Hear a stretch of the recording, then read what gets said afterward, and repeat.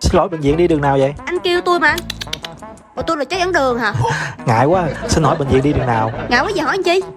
Đại ca, bệnh viện đi đường nào vậy? Anh không phải đệ tử của tôi. Người đẹp, bệnh viện đi đường nào? Nói vậy phải nghe được không? Đường đi bệnh viện đúng không?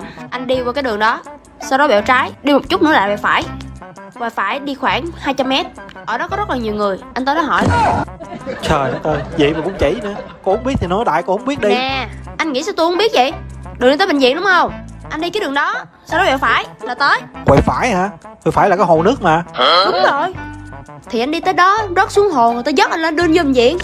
Trời ơi, tưởng gì. Cô không biết thì nói đại đi. Chỉ tầm bậy tầm bạ không à. Thôi tôi đi à. Anh muốn biết đường tới bệnh viện á thì phải có cái này nè. Sao cô không nói sớm? Nè. Đưa điện thoại đây. Hãy chỉ đường cho tôi tới bệnh viện. Đi thẳng 300 m là tới bệnh viện.